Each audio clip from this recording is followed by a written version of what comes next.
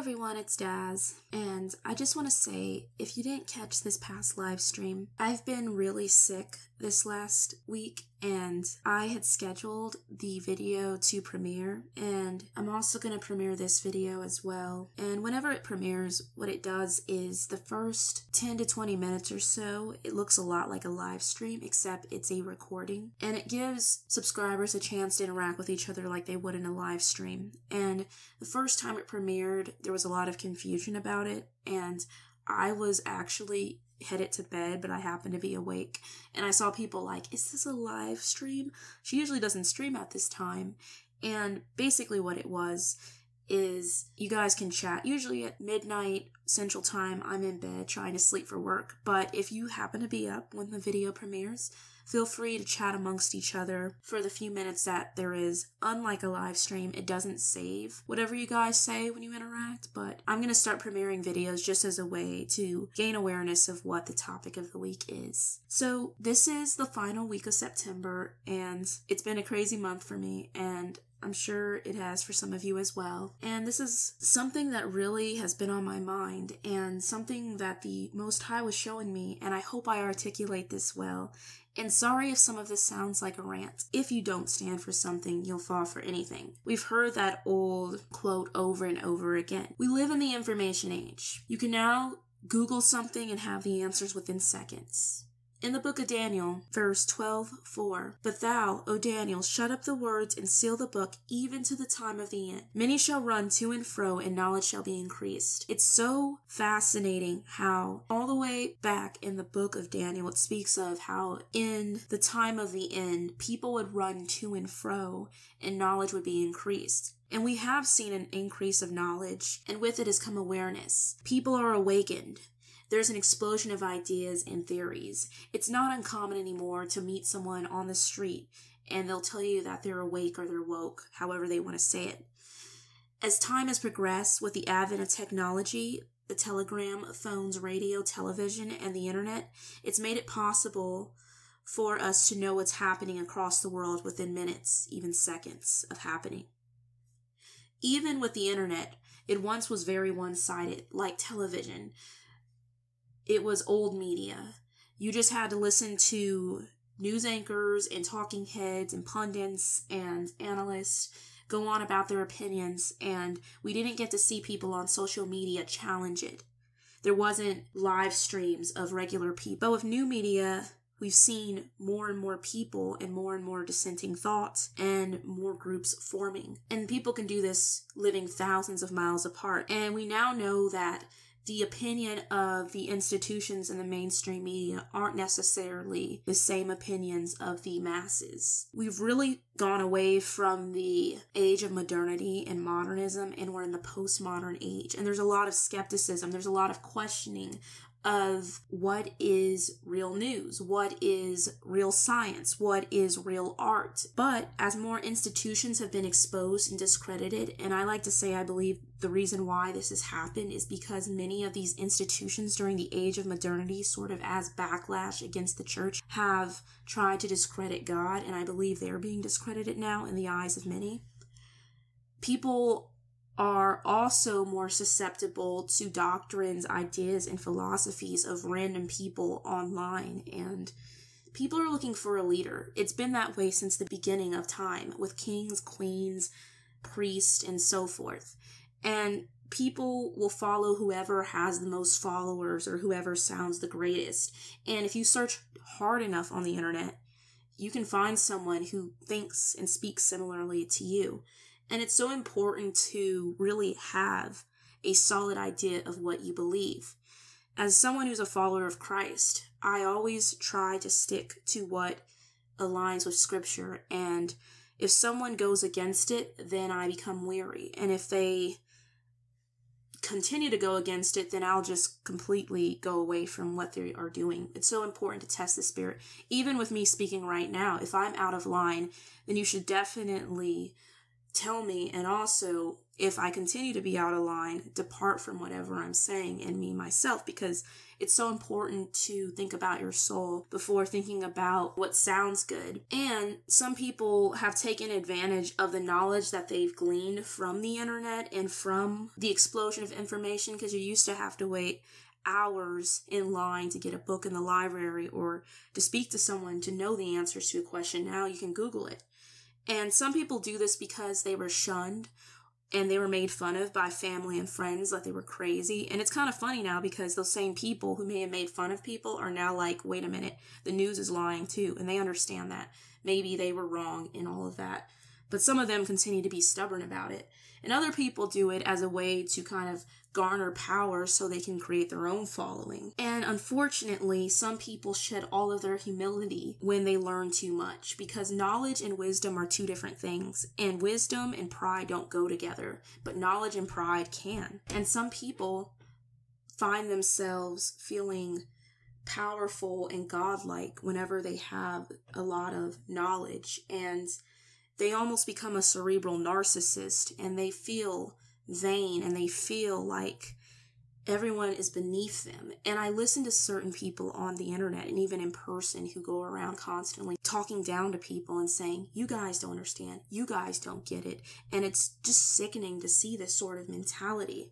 And if people aren't careful, even if they started off with the truth, and Jesus said the truth shall set you free, they can easily get into Luciferian and Gnosticism just by worshiping knowledge, and they start to feel too big for God. They start to believe the lie that the serpent in Genesis 3:5, for God doth know that in the day ye eat thereof, then your eyes shall be open, and ye shall be as gods, knowing good and evil.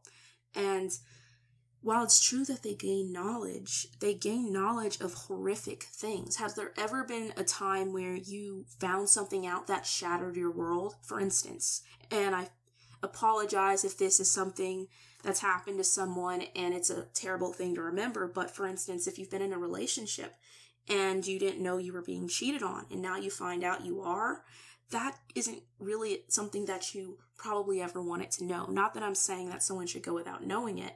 Or if someone finds out that a loved one has passed, not all things that we find out are edifying or great. Some of it is damaging. Some of it is horrific. And some people fall so in love with knowing so much because it makes them feel powerful, because knowledge is power. But it can also feel very cutting and very destructive as well, and it is not wisdom. And because people start to feel godlike, they see themselves as gods or goddesses. This is what the New Age movement is about. This is what Luciferian is at its core. This is what Gnosticism is. I used to think, starting out on YouTube 4 years ago, and you probably have seen just how much I have grown in what I think, but I used to think that people would be brainwashed with predictive programming and such through media to worship Satan or the devil, and they would get into it that way. But what I'm finding is that there's more people out there who don't buy whatever the media is telling them, and they don't buy whatever these celebrities are telling them. I mean, there are the people I know out there who are brainwashed and into it, but then there are plenty I know who aren't. And it's exciting to see more people aren't, but what I'm also concerned about and what I'm also seeing now is that there's a lot more people who fall so in love with knowing so much that they become arrogant and prideful, and they fall into Luciferianism or Gnosticism simply by feeling godlike. I've watched many who started off serving and worshiping God, and they completely turn away from him for some type of new age occult doctrine. And there's a lot of that in the so-called truth movement as well. And that's why, to me, it's more important to understand salvation in Jesus Christ at the end of the day, because like it or not, and some of you will disagree with me, but that is really the only thing that matters at the end of this, because knowing all this stuff about signs, symbols, secret societies, and what they're doing, I mean, that's interesting, don't get me wrong. I've been interested in it. I've done videos on it. But it doesn't really save your soul, and it doesn't really fix anything at the end of the day just to know that stuff. It just makes you maybe sound cool to some people, maybe get made fun of by some. And what I've also found with all of that too is even people who depart from God, they also develop this kind of pride where the people that they once learned from, even if it's someone online, they start to say, I've outgrown you, or I know more than you, or you're stupid, or, I'm the real person who knows everything. You don't know anything. And just that sort of lack of honor, lack of respect. People used to learn things from people, and they used to respect what they learned, even if they became better at what they do or did than the person they learned from. But now, with all of the narcissism, pride, vanity, and cerebral self-worship, people feel like they're so much better, so much above everybody else, and there's no more thanking people from what they learned. I don't agree with everyone that I started off listening to at the beginning of my journey, but I am thankful for everything that I've learned from them, even if now I feel in many ways that I no longer feel the same pull or push to listen to them. And it's not that I think I should go around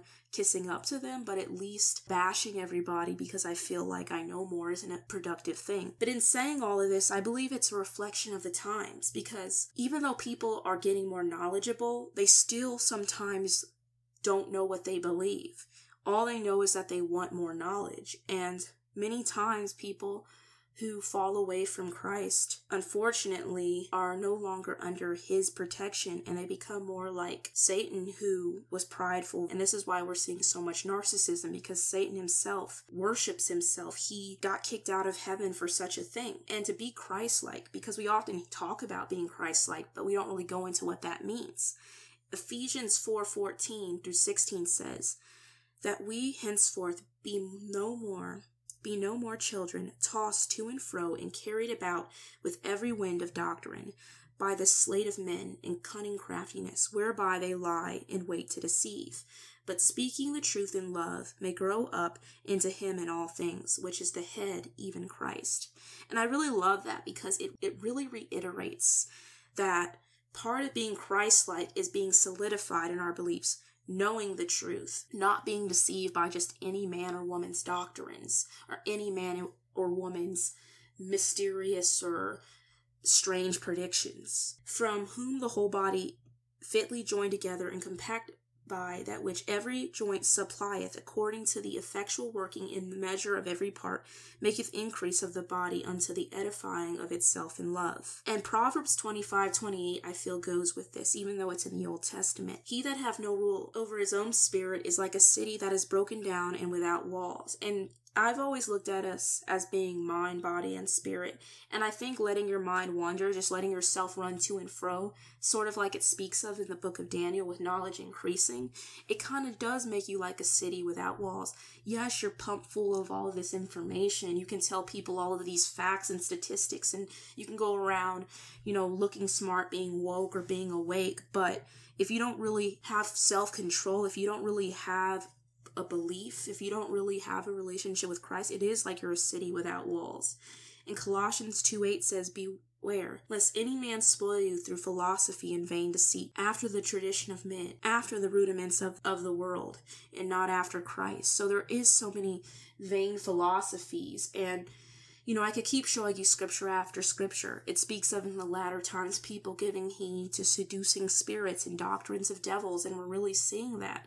I don't really think that we need the media or we need institutions or the news to brainwash us. I think people could simply be brainwashed through just searching random people who have what seems like very little pull and influence in the media. I feel like people could actually be deceived themselves through their own self-love, through their own worship of their mind, through their own worship of knowledge.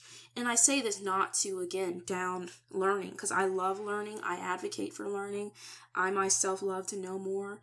But what I'm finding is that I never want to forget my first love, and I never want to forget Jesus Christ, because without him being the truth and the way, and knowing there's only one way to the Father and it's through him, without all of that, what is life? What's the point of knowing all of this stuff? I hope that you enjoyed this message and I didn't rant too much. Thank you all for listening. I hope you have a wonderful week. I'll talk to you in this next Monday's live stream. Take care and God bless.